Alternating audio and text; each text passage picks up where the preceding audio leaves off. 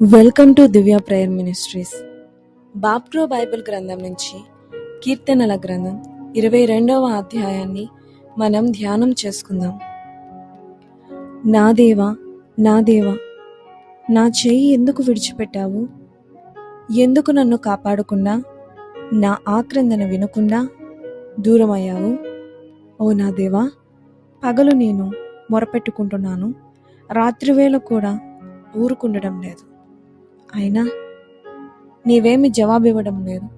నీవు పవిత్రుడవు, ఇజ్రాయేలు స్తుతులతో సింహాసనాసీనుడు. మా పూర్వీకులు నిన్నే నమ్ముకున్నారు.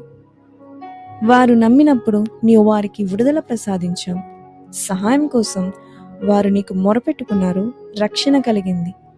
నీ మీద నమ్మకం ఉంచినప్పుడు వారికి ఆశాభావం కలగలేదు. నేనైతే పురుగును, మనిషిని కాను. మనుషులు నన్ను నిందిస్తున్నారు, ప్రజలు నన్ను నీచంగా ఎంచుతున్నారు. నన్ను చూసే వాళ్ళంతా వేలాకోలం చేస్తారు. తల పంకిస్తూ, పెదవులు విరుస్తూ యెహోవా మీద నమ్మకం ఉంచుతున్నాడంట. యెహోవా అతన్ని తప్పిస్తాడుగాక. ఇతడే కాదు, యెహోవా మురిసిపోయే మనిషి, యెహోవా అతన్ని రక్షిస్తాడుగాక అంటారు.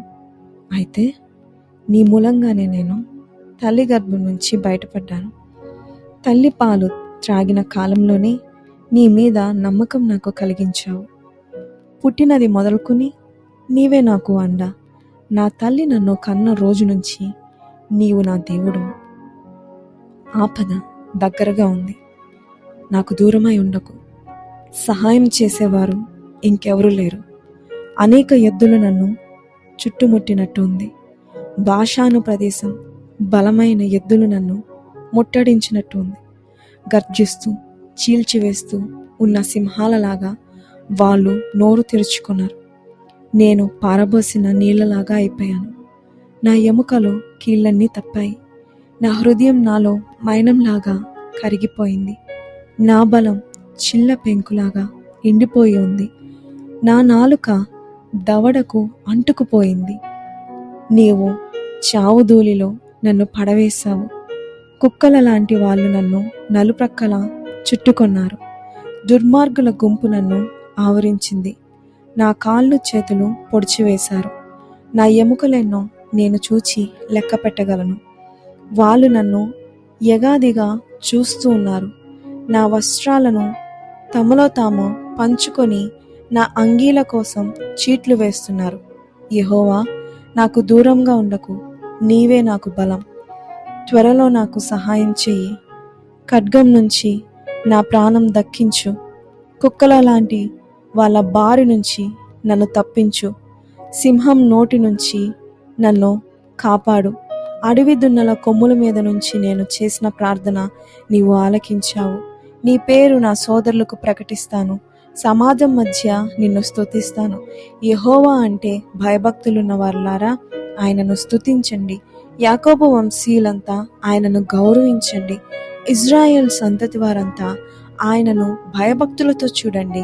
ఆయన దీనస్థితిలో ఉన్న వారి బాధను నిర్లక్ష్యం చేయలేదు, చీదరించుకోలేదు. అతని నుంచి తన ముఖం త్రిప్పుకోలేదు. సహాయం కోసం అతడు మొరపెట్టినప్పుడు ఆయన ఆలకించాడు. మహా సమావేశంలో నా కీర్తన నిన్ను గురించి ఉంటుంది. యెహోవా పట్ల భయభక్తులున్న వారి సమక్షంలో నా మ్రొక్కుబళ్ళు చెల్లించుకుంటాను. దీనావస్థలో ఉన్న భక్తులు సృష్టిగా భోంచేస్తారు. యెహోవాను వెతికేవారు ఆయనను కీర్తిస్తారు. మీ హృదయాలు ఎప్పటికీ సజీవంగా ఉంటాయి గాక. భూమి కొట్లన్నిట్లో నుండి ప్రజలు దీనిని మనసుకు తెచ్చుకొని యెహోవా వైపు మరలుతారు. ప్రతి జనంలో, ప్రతి జాతిలో మనుష్యులు నీ ఎదుట సాష్టాంగ నమస్కారాలు చేస్తారు. ఎందుకంటే పరిపాలన యెహోవాదే. ఆయన ప్రజల మీద ఏలుతున్నాడు. లోకంలో అభివృద్ధి పొందిన వారంతా భోంచేస్తూ ఆరాధిస్తారు. ప్రాణం దక్కించుకోలేక మట్టిలో కలిసిపోయిన వారంతా ఆయన సన్నిధానంలో మోకరిస్తారు. రాబోయే తరం వారు ఆయనను సేవిస్తారు. ముందు తరాలకి ప్రభువు గురించి చెప్తారు. వారు వచ్చి ఆయన చేసిన దానిని తరువాతి తరం ప్రజలకు తెలియచేస్తారు. ఆయన న్యాయ విధానాన్ని చాటుతారు. ఆమేన్.